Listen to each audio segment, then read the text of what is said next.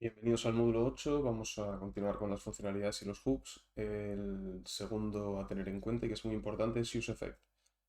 Este lo que va a controlar son los side effects que ocurren en nuestra aplicación. Por ejemplo, si un usuario pincha en un botón, es una acción directa que nosotros pues, podemos poner un evento para reaccionar. Pero si hacemos una petición a una API o si sucede algo ante lo cual queremos reaccionar que no sabemos cuándo va a suceder, debemos de utilizar UseEffect. En lugar de gestionarlo abiertamente por libre, hay que utilizarlo con UseEffect dentro de React para que así la aplicación funcione adecuadamente y evitamos tener bugs un poco raros. Lo mismo, en este módulo tenemos en el README un montón de información con ejemplos para copiar y pegar y ejemplos que están aislados para que así no sea complicado, am, para que así no tengamos que lidiar con la implementación a la vez que con la explicación. Entonces vamos a lidiar con la explicación y unos ejemplos muy básicos.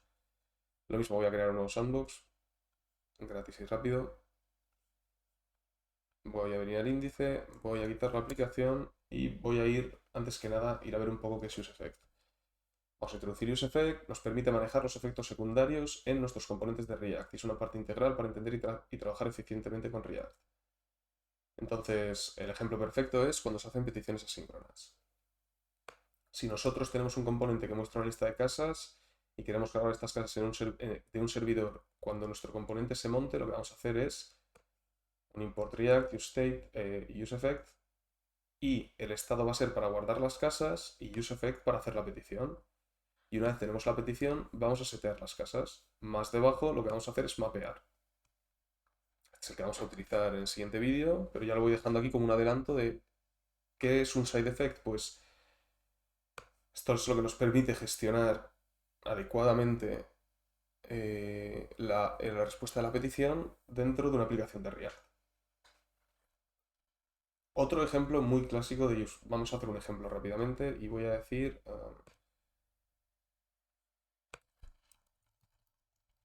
user component. Entonces aquí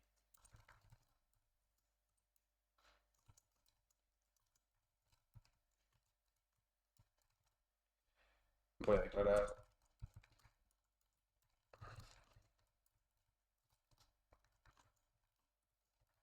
que inicialmente va a estar nulo. Pues aquí voy a tener que ponerlo de esta manera. Voy a tener que importar useState, useEffect. Y ahora voy a tener que crear una petición con useEffect. UseEffect aquí, para construirlo, me está diciendo que tengo que pasarle un callback que ejecuta un código dentro. Entonces, lo que va a suceder es que yo aquí voy a ejecutar un código. Y para finalizar, me pide un array de dependencias. Este array de dependencias, si está vacío, lo que va a suceder es que se va a ejecutar una vez el componente haya montado. ¿Eso qué significa? Aquí en React, bueno, React corre sobre JavaScript, es un lenguaje interpretado, entonces lo que sucede es que el motor de JavaScript, esto vamos a llamarlo user component, perdonad, no se ve nada como debería ser. Aquí lo que sucede es que el interpreter va a entrar, va a leer y ejecutar línea a línea. Al llegar a useEffect, va a coger todo lo que hay aquí dentro y va a decir, vale, si el array de dependencias está vacío, voy a continuar, voy a renderizar lo que sea que renderice este componente, perdón, aquí en return, va a renderizar lo que sea que renderice y después voy a ejecutar el código que hay aquí. Esto es muy importante porque si queremos acceder, recordemos, JavaScript va de arriba abajo, ejecutando, ¿no? En muchos casos, nosotros aquí no queremos acceder a lo que tenemos aquí dentro desde aquí arriba, pero no podemos acceder a algo hasta que esto no esté renderizado. Entonces hay que contar con useEffect para utilizar un array de dependencias vacío y esperar a que esté listo. Una vez esté listo, actualizamos y podemos empezar a hacer nuestras librerías. Esto pasa mucho con librerías, por ejemplo, de mapas, en la cual nosotros aquí tenemos que tener un elemento al cual le vamos a decir renderiza el mapa aquí. Pasa con React. React, que lo vimos en la instalación, necesita un elemento que se llame root para poder inicializarse, pero este elemento tiene que estar creado antes. Si no estuviera creado, React no podría ejecutar el código adecuadamente. Y lo mismo nos pasaría aquí. Si nosotros, por ejemplo, tenemos un DVD de mapa y queremos acceder a él, tenemos que esperar a que este componente esté renderizado. Y para eso un array de dependencias vacío es la manera de hacerlo con useEffect. Vale, dicho eso, vamos a seguir con nuestra petición. Yo aquí tengo JSON Placeholder, que básicamente nos da una API gratis para poder utilizar. Voy a copiar esto. Esto es un usuario y tiene un name. Vale, perfecto. Pues aquí le voy a decir que me haga un fetch. Y le voy a decir que una vez esté, response.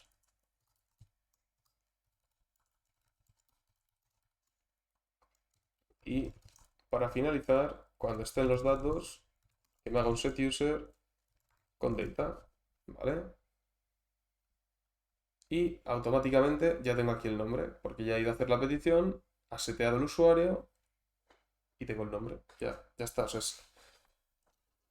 todo esto ha pasado demasiado rápido quizás, pero lo que está pasando al principio no se ve nada. Cuando termina la petición, está seteando el usuario y ya finalmente se puede renderizar. Para hacerlo quizás más visual, es decir, si no hay usuario, decir aquí esperando usuario, y si hay usuario,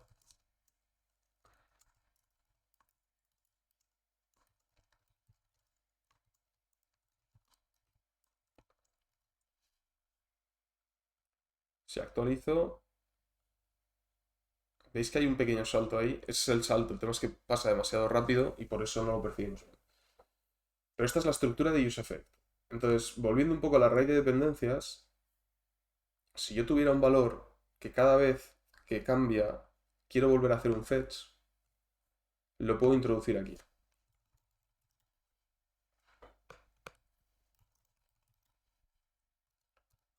Entonces, esto lo vamos a ver ahora. Voy a añadir un botón.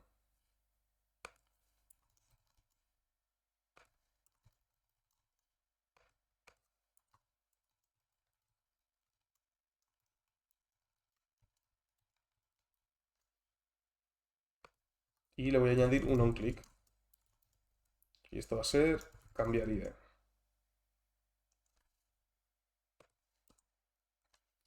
O va a ser set user ID para tenerlo mejor explicado. Y voy a utilizar useState ahora con user ID y set user ID. Y va a comenzar en 1. Este fetch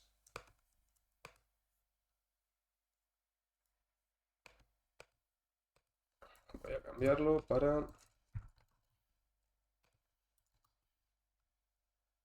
Este fetch ahora ya me dice, mira, aquí parece que esto depende de user ID. Entonces, si user ID cambia, yo tendré que actualizarlo, ¿vale? Y voy a crear la función que va a ser cambiar usuario.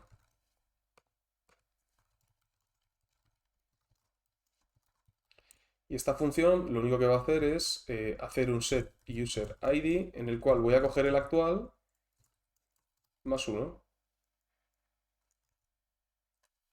Si ahora pincho en usuario, bueno, si pincho en el botón usuario, que voy a llamar, hacerlo más explícito, cambiar usuario, lo que tiene que pasar es que se me va a actualizar el estado de user ID y como este useEffect depende de user ID, va a volver a hacer el fetch. Vamos a ver si lo hace o no y si funciona o no. Y parece que sí. Yo le doy a cambiar usuario y cada vez cambia uno más porque el user ID cambia, por lo tanto aquí me va cambiando el usuario que va a ir a buscar.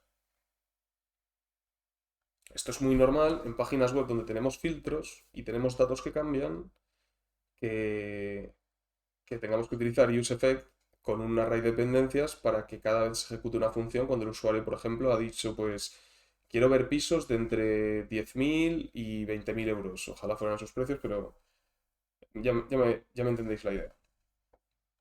Vale, más cosas con useEffect. La última parte que nos quedaría por ver es el retorno. Entonces voy a cambiar nuevamente el componente y vamos a verlo. Nuevamente lo tenéis todo aquí, es copiar y pegar. debería ser copiar y pegar. Si os da algún error avisadme, por favor. Esto borro. Vale, aquí tenemos el event component que vamos a renderizar. Y este event component lo que está haciendo, vamos a ver el código. Está pasando el callback y dentro está diciendo, aquí hay un evento. Esta es una función, ¿no? Que lo que coge es un evento y entonces setea las coordenadas. ¿Qué evento es este? Este es un evento en la ventana, es decir, en la ventana del navegador donde se renderiza, en el objeto window, voy a añadir un event listener, que lo que va a hacer es cada vez que el ratón se mueva, ejecutar esta función. Entonces, yo cuando muevo el ratón, lo que está haciendo es decir, porque aquí hay un mouse move, lo que está diciendo es decir, setea la posición X y la posición Y en las variables X e Y. Pero lo interesante de esto no es ni el window ni el evento en sí, sino que hay que tener cuidado para devolver una función. Cuando en useEffect vemos el return, esto se está ejecutando cuando el componente desaparece. ¿Y por qué necesito ejecutar algo cuando el componente desaparece, por ejemplo, para hacer un remove event listener? Pues porque yo aquí estoy añadiendo un evento a un objeto que está por encima de mi componente. Si yo me olvido de esto, cada vez que este componente renderice, voy a estar añadiendo un evento. Entonces, voy a acabar llenando el navegador de eventos para hacer lo mismo. Voy a tener 25 veces el mismo evento. Esto imaginaros que sucede mucho en un toggle, por ejemplo. Esto es Material UI. Entonces, aquí, obviamente, si yo cada vez que cambio... No, bueno, quizás se vea mejor con unos tabs, perdón. Vale, aquí yo cada vez que cambio puedo estar mostrando distintos componentes. Si en uno de estos componentes yo estoy añadiendo un evento a la ventana y cuando el componente desaparece no lo retiro, si yo continúo navegando, estaré añadiendo cada vez que se muestra el evento y no lo retiro. Entonces, eso suele ser un problema de performance porque estamos cargando eventos que además son caros, porque si os fijáis aquí, cada movimiento que hago esto se actualiza. O sea, hay algo que está siguiendo continuamente y disparando set state en la aplicación. Si esto, para conseguir lo mismo, como hemos creado sin hacer la limpieza, si este componente se ha renderizado 10 veces, estaremos haciendo 10 veces lo mismo. Por lo tanto, es muy importante tener el return. Entonces aquí ya nos lo explica, en este ejemplo estamos añadiendo un evento de mouse move al window para seguir la posición del mouse. Cuando el componente se desmonta, se elimina el evento para evitar fugas de memoria. Claro, porque yo este evento se lo tengo que añadir a window, pero a mí me interesa solamente utilizarlo en este componente. Entonces lo voy a quitar para evitar tenerlo ahí.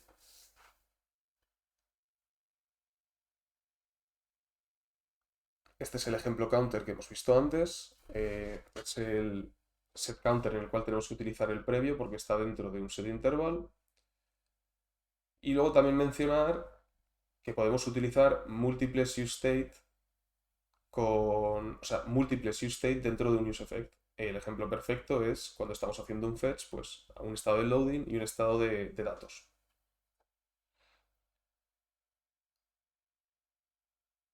Vale, consideraciones y posibles problemas con useEffect. Dependencias olvidadas. Cuando usamos el hook, proporcionamos un array de dependencias como segundo argumento. Este array contiene todas las variables que, si cambian, causarían la reejecución del efecto. Si olvidamos incluir una dependencia en este array, podemos enfrentarnos a problemas en nuestra aplicación. Entonces, aquí, por ejemplo, el count debería ejecutarse cada vez, pero como yo no lo tengo, no va a actualizarse adecuadamente. Entonces, nos dice ya... esto porque está aquí a la izquierda, perdón. Ahí mejor. Vale, en este ejemplo... Este debería ser 2. En este ejemplo, el valor de count no se actualiza como cada segundo como se está... Vale. En este ejemplo, el valor de count no se actualiza cada segundo como se esperaría porque olvidamos incluirlo en el array de dependencias. No hay más. Si nos dejamos algo, no se va a actualizar como esperamos, porque hemos olvidado decirle a React y a UseEffect que se actualice cada vez que eso cambia. Luego también tenemos los bucles infinitos. Si actualizas una variable de estado dentro de UseEffect, que también es una dependencia de este, puedes causar un bucle infinito. Este es un ejemplo clásico. Si yo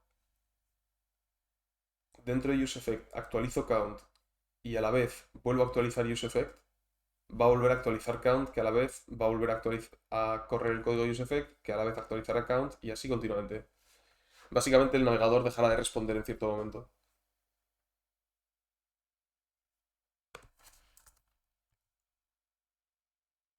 Limpieza de efectos. Algunos efectos secundarios, como los observadores de eventos, los Window Add Event Listener, como hemos visto antes, o las suscripciones necesitan ser limpiados antes de que el componente se desmonte para evitar fugas de memoria. Y esto es el return que hemos visto.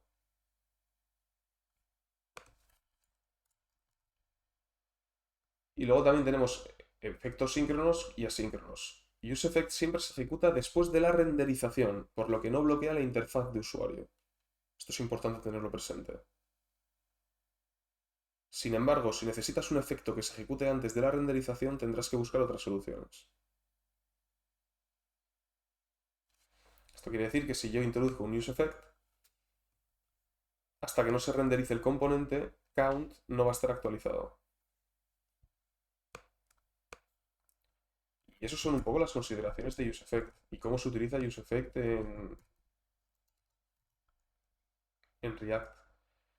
No tiene más misterio ni más magia. Es básicamente un hook para los side effects. Aquí se me está actualizando la lista por el formateado, creo. Bueno, voy a dejarlo como estaba, ahí. Tenéis todos los ejemplos. Por favor, leed esto detenidamente. Podéis volver a ver el vídeo, dejar un comentario si hay algún error. Son varios minutos hablando, quizás he cometido alguno. Nada, gracias y nos vemos en el siguiente módulo.